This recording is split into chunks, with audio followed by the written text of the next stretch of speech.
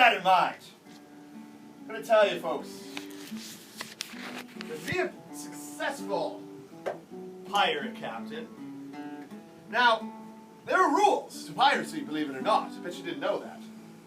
Now, the main rule is, now as you all know, some pirates do have patches over their eyes. Now, it doesn't matter how many eyes you have. You oftentimes keep one eye looking over your shoulder at all times, whether you have two eyes or one. Now, I learned that lesson the hard way with my first mate, a man by the name of Oscar Andrews. Now, old Oscar Andrews was actually a pirate captain himself, and one day he was stuck in a military vessel. And as he's approaching that vessel, the plan was to take it over and turn it into his pirate flagship. However, mates, coming in the opposite direction was another pirate ship that was making its way down, and who do you think was captaining that ship but me? Now, we both attacked the ship at the same time, and we thought, well, hang on a sec. This has never happened before. But as children, we have all been encouraged to share when we were kids, right? I'm sure we've all been told that. You remember when you were a little lad, or lads, you always shared, am I right? Am I right? You know, you share your toys, and you share other things. Well, we agreed to share and attack and pillage the other ship. That makes sense, right? Well, with that in mind, we did just that. And we attacked the ship and took it over, and we made it our flagship, mates. However, as the celebration broke out, and the music continued, and the dancing, and the grog, and the merriment, the celebration, unfortunately, would be short-lived, as both Oscar Andrews and myself wanted the position of pirate captain. So the battle then turned to each other, and I defeated old Andrews right there on the deck of the ship, and I was named the new captain. Now, oftentimes, old Oscar Andrews, and he fails at this, will try to retake the captain's position from me, although there was one instance where he almost succeeded, and Minstrel Michael remembers this, am I correct? I was the only crew member to support Captain David against the usurper, and my reward for that was to get locked in the brig until, well, helltime. Well, with that in mind, yes, they locked Minstrel Michael in the brig, and they took me, shackled me up, and they placed me in a lifeboat. Now, this lifeboat would have no supplies, provisions, no food, no grog, not even any water. The plan was to take me, set me adrift in the ocean, and sail me onward until I reached the Flying Dutchman. Now, how would I get to the Dutchman? Well, it's very simple. By sailing me onward, shackled up and unable to escape, the little sea creatures in the water would be enough to do me in, or the heat and the hot sun would be enough to send me onward to the Dutchman. Now, with my fate being unknown, Captain Andrews, as he commissioned himself, would actually arrive at Porto Gotor. Now, Porto Gotor was actually a safe haven for pirates set up by a man named Gentleman Jason Williams, who was a faithful pirate, but now that he had stepped off of his life of plundering and pillaging, he himself would have Porto Gotor as a safe haven for pirates like us. So there's Captain Andrews and crew celebrating the night away in Williams Tavern Inn. But then, who should arrive at Porto Gotor, ready to exact revenge, but me? And all the music stopped. And I focused my gaze on Oscar Andrews and approached him and told him, so, you thought you could leave me tied to that lifeboat and sail me onward to the dungeon. And as Andrews dropped to his knees and begged to be spared, I would go right up to him, focus my gaze right on him, and he'd back at me. pistol.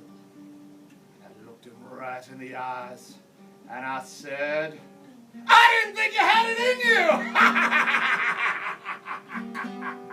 And with that, mates, I retook the captain's position and joined in the celebration, and mates, it was a grand time for all under the colors. Well, everybody that is, except of course Oscar Andrews. He did not seem too happy the rest of the night. Now, with that in mind, mates, as well as agreeing to spare old Andrew's life, I myself also agreed to demote him back down to first mate. Many people ask, why would you do that to such a harsh enemy after what he did? Well, it's another rule. This rule you probably heard even outside of the realm of piracy. You keep your friends close and your enemies closer, mates. Now, with that in mind, I believe it's time for another story, and for this story we will turn the story over to our ship's doctor, Mr. Doc Watley. So without further ado, here he is now. A big round of applause for the ship's doctor, Doc Watley!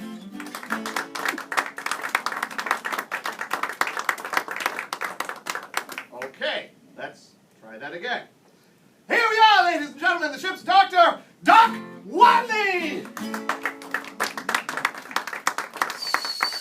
All right, well, every time. Well, I'm going to need your help on this one, folks. Now, what we're going to do, I'm going to sneak over to the doc. Now, very quietly, I'm going to sneak up to him, and then I'm going to count to 3, and then once I get to 3, we're all going to yell, "Wake up, Doc!" You all ready? Here we go.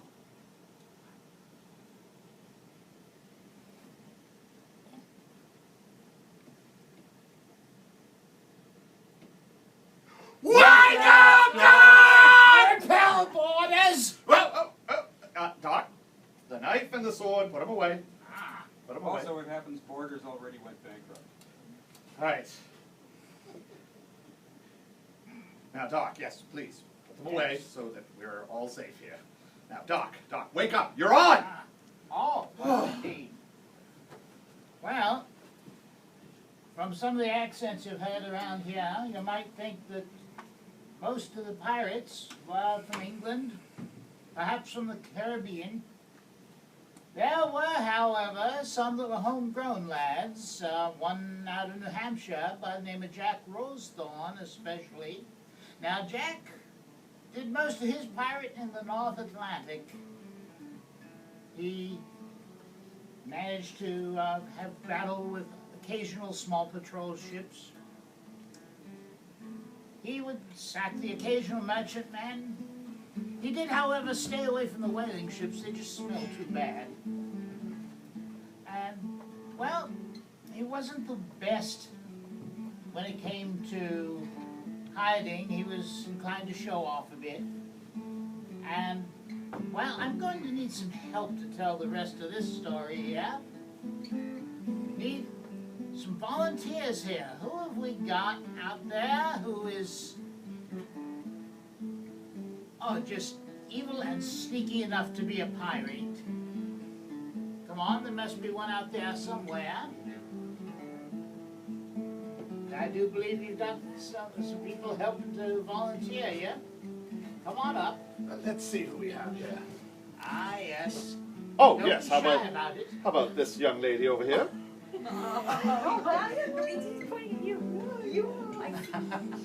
Come on up. Well, we do need a pirate here. Come on. Oh, you have a chance to embarrass someone else here. Right this way, my dear. Right up And here, front and center. front and center here, and we also need someone who among you is the laziest? We need someone lazy here. Present company Late except. every morning. Someone who is not who is that? particularly That one?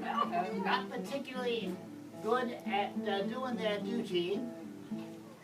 How We about must we, have a shirker how out about we here. take, let's see, how about this gentleman right here?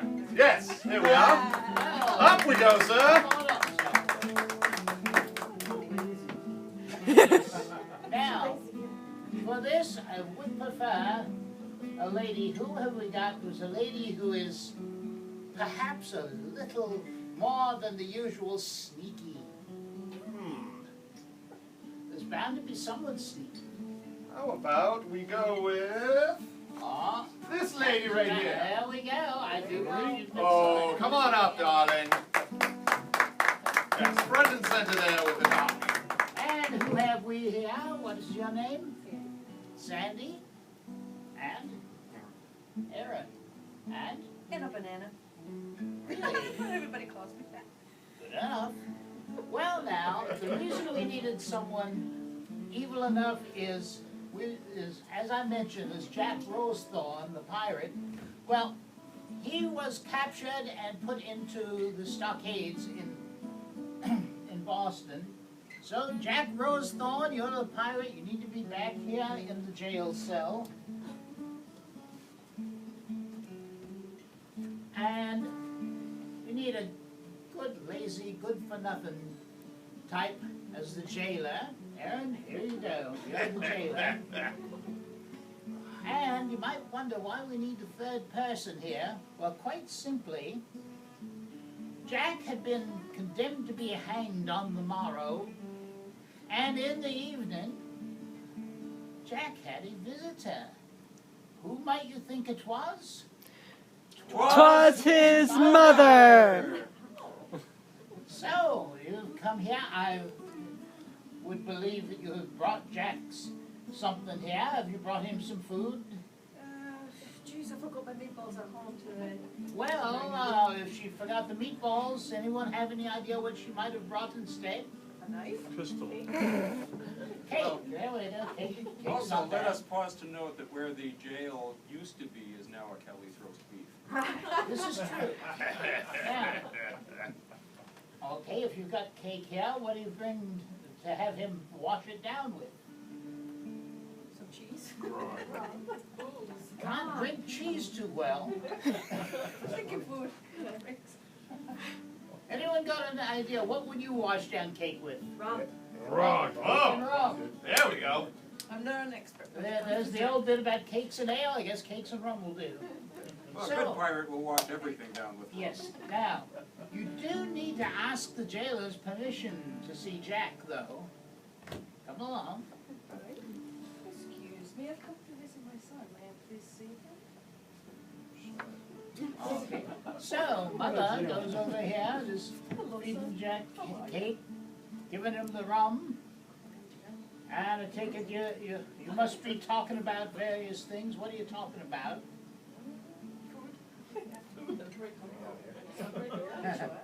Well, they're boring the jailer. And the jailer, as I say, is lazy. He's not too interested in his duties here, so he's starting to nod off. And finally, the jailer is flat out asleep.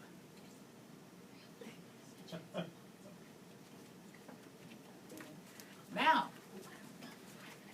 come the morrow, Jack's scheduled to hang. The jailer wakes up, goes to unlock the cell, and what do you see, jailer? Gone, yes indeed. Well, where do you think Jack may have wandered off to? Well, in that case, you need to take a constable or two and get Jack back here and put him back in the jail. So, go ahead and fetch Jack back, yeah?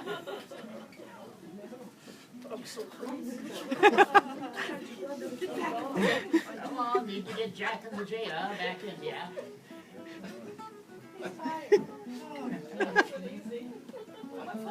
Okay, so lock that pirate up. All right, Let's hear now, that door slam. yes, the jailer is back here guarding Jack, and Jack is again scheduled to be hanged on the morrow. It has to be on the morrow. They've got a very busy schedule later in the day. So, that evening, Jack has a visitor again. Now, who do you suppose it is? Here comes mother. 'Twas his mother. Now, have you brought Jack something to eat this evening? Yes, a big chunk of cheese. And Oh. sausage. Cheese and sausage, that works well together. That lasts a Now- long time. To wash that down, what does Jack have coming? Rum? Rum, well, rum's good. You do need to get permission, though.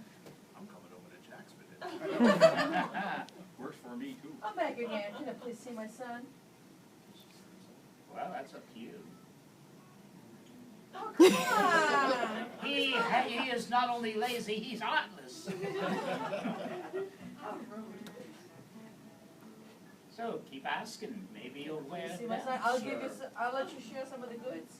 Okay. Thank you very much. So, she's back and she's feeding Jack and giving him rum. And unfortunately, the jailer's bit of the rum has been a bit much, so he's nodding off again. And snoring away.